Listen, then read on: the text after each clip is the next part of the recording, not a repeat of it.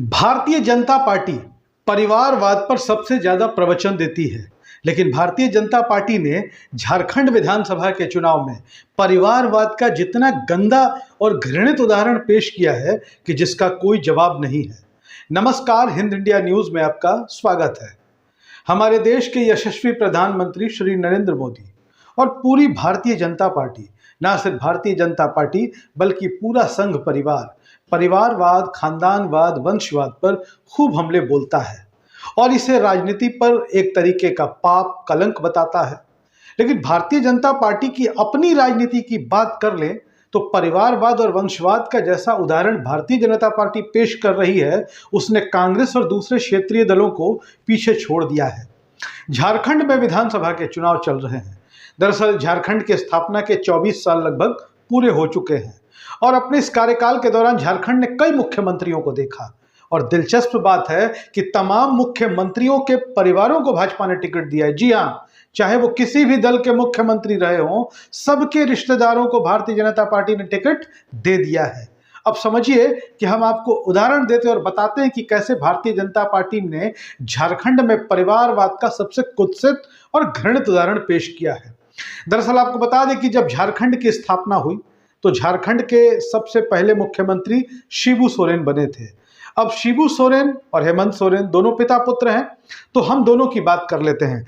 दरअसल झारखंड की स्थिति ये है कि शिबू सोरेन जो अभी फिलहाल सक्रिय राजनीति में नहीं है, शिबू सोरेन के पुत्र हेमंत सोरेन फिलहाल झारखंड के मुख्यमंत्री हैं। अब बता दें आपको कि शिबू सोरेन की बहू सीता सोरेन भारतीय जनता पार्टी के टिकट पर जामताड़ा विधानसभा सीट से चुनाव लड़ रही हैं।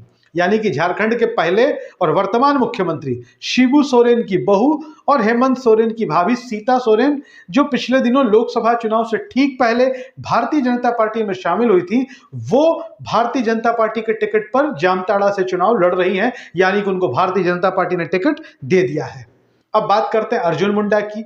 भारतीय जनता पार्टी के मुख्यमंत्री थे झारखंड में अर्जुन मुंडा इस बार के लोकसभा चुनाव में खूंटी से चुनाव लड़ रहे थे, वो चुनाव हार गए। उसके पहले वो विधानसभा के चुनाव में अपनी पारंपरिक खरसावां सरायकेला सीट से चुनाव लड़ रहे थे, वहां से भी वो विधानसभा का भी चुनाव हार गए थे। लेकिन इस बार भारतीय जनता पार्टी ने मीरा मुंडा, जो अर्जुन मुंडा की पत्नी है, उनको भी जमशेदपुर लोकसभा के तहत आने वाली पोटका सुरक्षित सीट से टिकट दे दिया है। गौर करिए कि पहले मुख्यमंत्री शिबू सोरेन की बहू सीता सोरेन को टिकट, दूसरे मुख्यमंत्री अर्जुन मुंडा की पत्नी मीरा मुंडा को टिकट।